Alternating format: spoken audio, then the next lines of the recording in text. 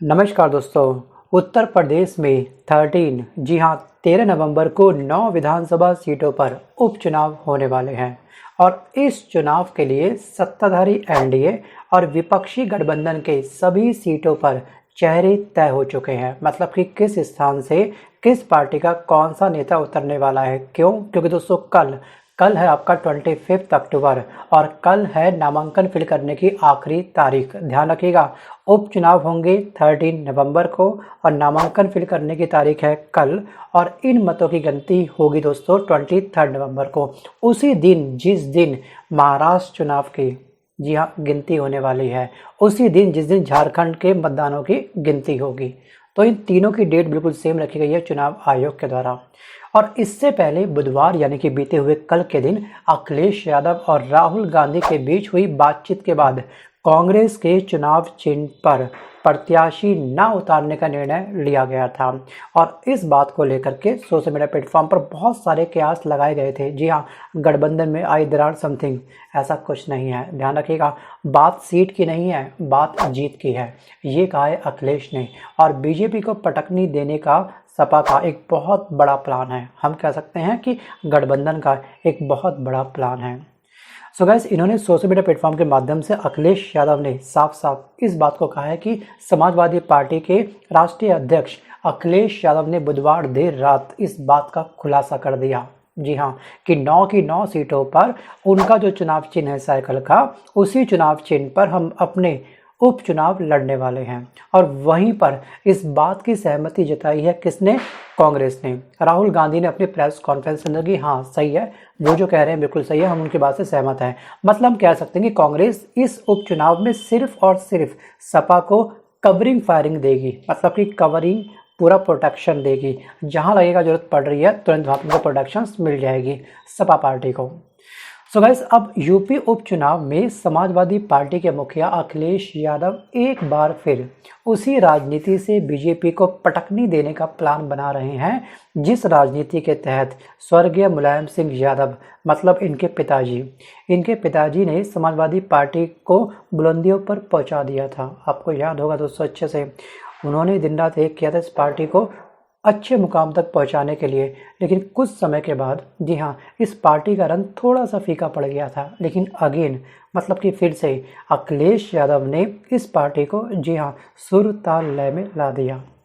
अब उसी विरासत को अखिलेश ने संभालते हुए जी हाँ उन्हीं की तरह जो वो धोबी पछाड़ देते थे, उसी ही पैटर्न में जी हाँ राजनीति में ये फिर से उतर आए हैं। और बीजेपी को पटकनी देने का इनका बहुत बड़ा प्लान अब तैयार हो चुका है राहुल गांधी के साथ मिलकर के।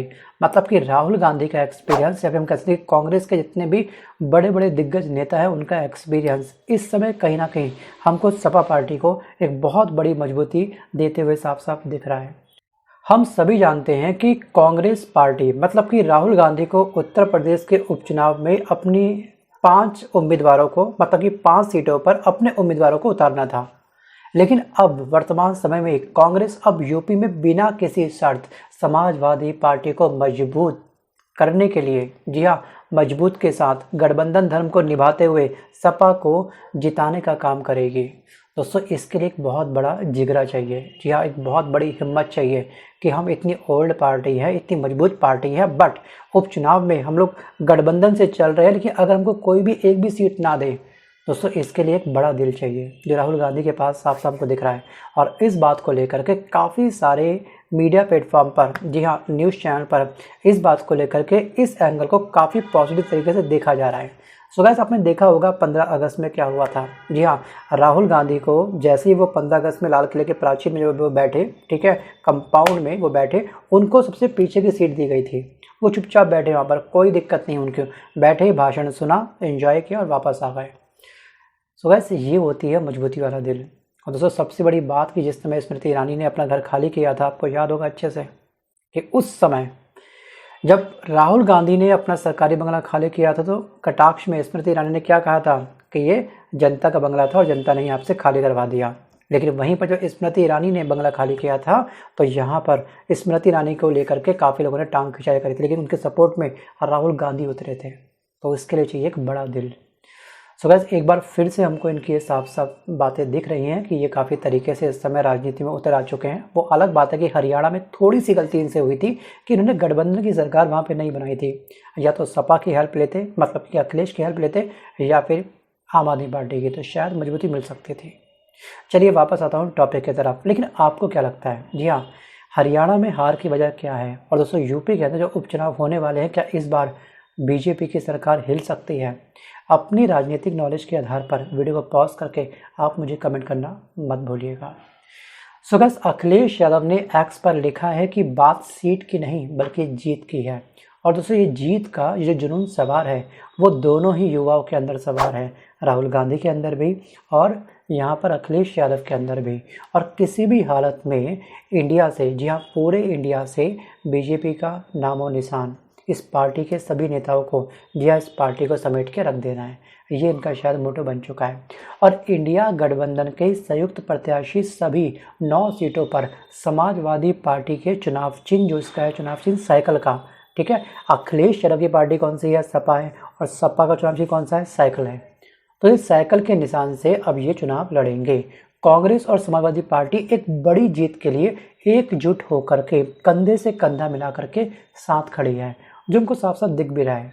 और उत्तर प्रदेश के इस उपचुनाव के अंदर जीत का एक नया अध्याय दोनों भाई मिलकर के लिखने वाले हैं, राहुल गांधी भी और अखिलेश यादव भी। और कांग्रेस पार्टी के शीर्ष नेतृत्व से लेकर के बूथ स्तर तक के तमाम कार्यकर्ताओं के साथ आने से जो समाजवादी पार्टी है उसको एक नए आयाम मिले हैं, उसको एक नई पावर मिली है, एक बहुत बड़ी शक्ति मिली है। हम कह सकते हैं कि समाजवादी पार्टी की शक्तियाँ कई गुना अब बढ़ चुकी है। दरअसल पिछले कई चुनावों से ये तय हो गया है कि यूपी में बीजेपी को कोई अगर सीधी टक्कर दे सकता है तो वह है अखिलेश यादव, मतलब कि समाजवादी पार्टी। और समाजवादी पार्टी ही वो पार्टी है जो बीजेपी की आंख से आंख मिला करके हर सीट पर चुनाव लड़ सकती है। और सबको पता है कि इस उपचुनाव में अपनी जीत को लेकर के बीजेपी हर शाम दाम दंड भेद सब लगा डालेगी, क्योंकि बीजेपी को यूपी में एक बार फिर से मैसेज देना है, जी हाँ, कि यहाँ पर उनकी भी सरकार बन सकती है। लोकसभा चुनाव में स्थिति दूसरी थी, लेकिन विधानसभा में उसकी पकड़ अभी भी मजबूत है। और इसी भ्रम को तोड़ने के लिए समाजवादी पार्टी पूरी मजबूती के साथ चुनाव में उतरने का मन बना चुकी है, और जिसमें कांग्रेस उसे कवरिंग फायरिंग के तौर पर हेल्प करेगा, मतलब कि सपा पार्टी को। सो गाइस आपको याद होगा चंद दिन पहले अभी क्या हुआ था बहरीच के अंदर। जी हाँ, लगातार फुटेज सामने आ चुकी है कि 2 घंटे के लिए पुलिस को रोका गया था, मतलब कि राजनीति का स्तर कितना गिर चुका है। इसको लेकर के मैंने एक शॉर्ट्स वीडियो तैयार किया था, आपने अगर वो वीडियो नहीं देखा तो देख लीजिएगा। अगर आप कहीं और से उस न्यूज़ को कवर कर चुके तो उस वीडियो को आप लोग मत देखिएगा। दोस्तों ये है राजनीति का स्तर, मतलब कि चुनाव जीतने के लिए कुछ भी करना पड़े, करने के लिए मैक्सिमम नेता तैयार हो चुके हैं। आपको याद होगा कुछ समय पहले चंद्रबाबू नायडू को लेकर के मैंने एक वॉशिंग मशीन को लेकर के एक वीडियो शूट किया था। मतलब कि चंद्रबाबू नायडू के ऊपर 371 करोड़ का स्कैम का एक बहुत बड़ा केस चल रहा था। ईडी ने उनको गिरफ्तार किया था चंद साल पहले, और 53 दिन की इन्होंने जेल भी काटी थी। अभी ये जमानत के तौर पे बाहर थे, बट जैसे ही चंद्रबाबू नायडू ने बीजेपी को ज्वाइन करना चाहा, उनकी हेल्प करनी चाहिए, तो जो पिछले उनके पाप हैं 371 करोड़ का जो स्कैम का उनके ऊपर केस चल रहा था, वो सारे पाप धुल गए। अजीत पवार की वाइफ, इसको लेके मैंने कहा था आपसे 2500 करोड़ का स्कैम, वो भी अब धुल चुका है। दोस्तों इस समय सीट को इकट्ठा करने के लिए, जी हाँ, जो नेता है, जो पार्टी के बड़े बड़े नेता हैं, वो कुछ भी करने के लिए तैयार हैं।